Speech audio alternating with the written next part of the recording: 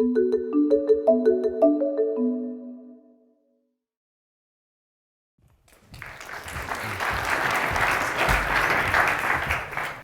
it ever happen to you that you prepare? No, it's fine. It's fine. No, it's fine. There's all this fan club here. Does it ever happen to you that you prepare a lecture, you prepare a PowerPoint, you rehearse it 7, 8, 9 times, and then a few hours before the PowerPoint, you actually decide to do something completely different? Now, that's exactly what I'm going to do. So I'm going to turn this thing off. Leadership Tango, how will it change your world? Well, this is what I will briefly talk about. And first, the good news, especially for the men in the audience. For the men in the audience, it is a leadership course. It is not a dance class. Yes, we will be playing tango music and we will do certain things to tango music, but it is not a dance class. Here's a picture of master students at the University of Tilburg. And they had like 4 hours of statistics, and then this came along. And as you can see, this is exercise number 2. All the students do is, their assignment is, you can either walk together, modus 1. You can walk together with the person on the left leading and on the right following, modus 2. And modus 3 is the reverse. That's all you have to do. You just have to walk. So even the guys in the audience, even my colleague Hans or Jeff or others, can do this, right? It's just walking. And at the end of the course, this was an image taken in Perm at the State University of Russia several years ago, when I was invited in the summer to give change management and also some leadership tango. And in the course, after we do the movements, we have intervision, we discuss, and we ask ourselves, am I a good leader for you? Am I a good follower for you? What is leadership about? So there's always a connection between doing a simple walking exercise and then connecting it with your own experience of leadership. And in a typical course, we do about 4 exercises. In the one we will be doing with TEDnhTV, you have 4 sessions of 4 exercises. Now, the question is probably why? Why do you want to do this? Well, first of all, you remember probably this definition if you're teaching management. Leadership or management is about planning, coordinating, organizing, and controlling. I think it was Peter Drucker who wrote this. Now, of course, the real management professors know that this is crap. Yeah? Because if you look to some recent material on management and leadership, for example, a study done by Henry Mintzberg, the great Henry Mintzberg, leadership or management is a lot about being interrupted. Being interrupted. His research, studying 29 plus managers over several days and having them hold a diary, he concluded that those people, only every 2 days, they had about 29 minutes when they could work on an activity without being interrupted. The rest of the day was less time on an activity and being interrupted. And if you're a manager or a leader, by the way, Mintzberg calls it the same, it doesn't make that funky non-difference. If you're a manager or a leader, just think of your day. You arrive at TEDnhTV, you go to a meeting, and then bing, on your smartphone, it's your son. Oh, well, he locked his bike, he can't get to school. Okay, big deal, I'm not going to answer this. You continue your meeting. While you're having the meeting, you notice somebody is not there. Someone knocks on the door and says, hey, Peter will be delayed. Okay, you listen to that. You tell your secretary, well, could you please reschedule that meeting because I have to do something before that. You go back to your meeting, you talk with the people, and then maybe bling, again a beep on somebody else's smartphone. So our work lives, if we're managing or leading people, is continuously about being interrupted. Now, what does LeadershipTango do? It actually teaches you how you can switch, how you can help yourself and help your brain to learn to switch from one activity to the next.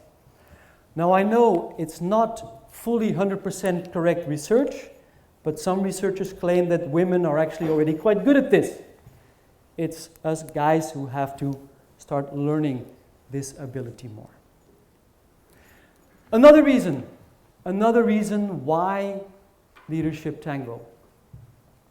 In 2015, I had the great chance of living in the trailer park of Tony Hsieh, the CEO of Zappos. He lives in a trailer in Las Vegas.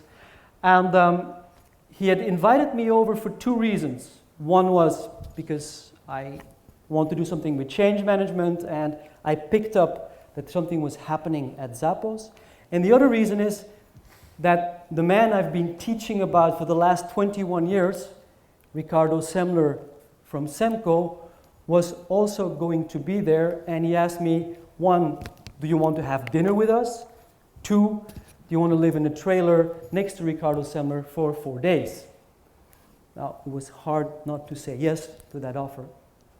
And here you have an example of leaders who know when it is time not to lead. They know very well when it is the moment to follow and when it is the moment to lead. And if we think about our own situation, we have to be honest. Even when we're managers or leaders, we notice there are moments that, yes, we have to take the lead. Yes, we have to get things going because we seem to be the most capable person at that time to do this. But we also know there are moments that we say, need to take a step back. I'm not an expert in this. There are other people who can do this better than me. Let him or her take that lead for a moment. So leadership in the 21st century, yes, in a century when there are still dictators around. I know I don't live in a fantasy world. But good leadership in the 21st century is learning this ability to switch from leading to following, leading to following, depending on circumstances. Finally, I picked this up from a hotel management handbook, which said that employees join companies, but they leave their managers or their bosses. If things don't go well there, they're out. So that was in brief why LeadershipTango. Now also, why the form of, walking around and discussing things and listening to tango music? Well, first of all, because of this. I know some of you are who of you is a trainer in leadership? Who trains leadership courses? Okay, come on, you girls. I know you do because you're in my own academy. So, and what's the typical leadership training? And I know I'm making it a bit strong, but it's either filling out a test, Lumina, DISC, MBTI, and it says, you're this, and these are your strengths, and these are your weaknesses, and then let's discuss. Yeah? That's fine. Often it's boring. Our students do find it rather boring. So that's on one hand of the spectrum, interesting, measurable, boring. And on the other hand of the spectrum is this. These are some managers practicing the Maori haka. It's the thing they do before, the rugby. And it's highly entertaining, and I would love to do this, but I don't see the point in going back to the office on Monday and going to my staff and hope that they get very impressed. Yeah? So, well, maybe when I do this, I don't know. You can try it, Nico, who knows. Yeah? So, LeadershipTango is based on something else. It's based on something else. There's actually theory behind this, and Some of you probably know this model. This was developed by Howard Gardner in the 80s, and it's called the multiple intelligence theory. Now, I'm going to go briefly back into history. Late 19th century, there's a picture of an Antwerp artist, Gerard Portilje. Now you know where I'm from. And if we go back into time, then we will realize that the first intelligence test was created by these guys. White, Anglo-Saxon professors sitting around the table, drinking wine and saying, maybe we should create an intelligence test. Oh, that's a marvelous idea. Let's create an intelligence test. And the good news is, we are the benchmark. If you're like us, you score 100, right? If you're like us, you score 100. And then, if you're not like us, you're stupid, basically, and you score very low on this test. So they created this intelligence test. And this test was based on two intelligences, according to Gardner. Logic smart or word smart.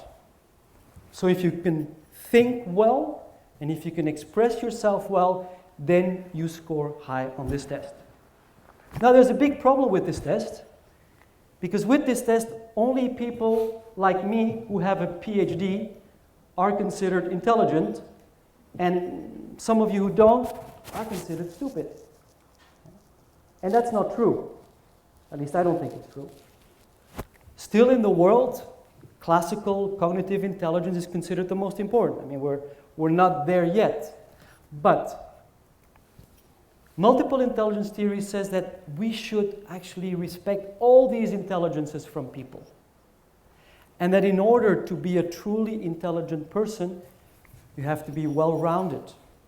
Now, I'm just going to focus on one intelligence that it took me a long time to get. It's called people smart. Every time I look at students from hotel management, I look at colleagues from hotel management, I am mesmerized. I'm in awe of their people skills. They can communicate with people. They can work in teams. I got married at the age of 41. It took me a tremendous amount of years to be able to deal with another person and another person to deal with me and decide to get married with me. Yeah. I could, when I was a student at Cornell, by the way, just want to brag a bit. At Cornell, I followed psychology. I could write a paper on meaningful relationships. I could write a paper about it. But doing it myself was a lot harder. Yeah. So it's nice to find out that there are people who have all these other intelligences. Now, to come to the end of my talk, why Leadership Tango? Well, because we touch all these intelligences. Musical. Yes, we will play tango music, very often from the 1930s, but also modern stuff. Body smart. Well, you're moving your body and you're feeling another person. So you may activate emotions, empathy, desire, whatever. You activate those things. People smart. You learn about people because we do different exercises with different partners. And not only with different partners, but also guys can lead guys. And girls can lead girls. And girls can lead guys. All these things we can do. Word smart, we discuss. How was it for you? How does this tie to situational leadership, to what Hersey and Blanchard said? What can we learn from this? Logic smart, yes, how can I transfer this leadership in my everyday life? If I look at my logbook, oh yeah, with this colleague it's easy to follow, that one more difficult, that one is a good leader because he or she gives me safety, that one's a good leader because he or she cares for me. Nature smart, not so much, except if we do tango outside. Self smart, you learn about yourself. How am I leading and following? Not according to the test, but according to real life, according to practice. And then, of course, also we learn how to deal with space. So, what now? What now? Well, very simple. I'm extremely thankful to Annemiek Teun and Marieke from our School of Creative Education that allowed to launch a Leadership Tango course. It will start on March the 7th, and it will be a course for 4 weeks, an hour and 15 minutes of a course, and at the end of the course we also ask you to keep a logbook, a simple one-page logbook a week to just write about how you lead, how you follow, and how you learn about this.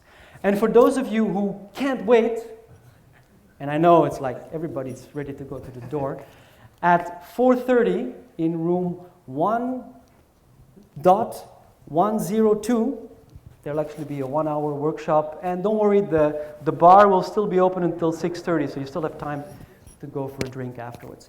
And for those who say, it's interesting, but I need a lot more academic stuff, well, the guys in the back here, the guys who are filming everything, they made 3 fantastic video clips on the whole pedagogy of Leadership Tango.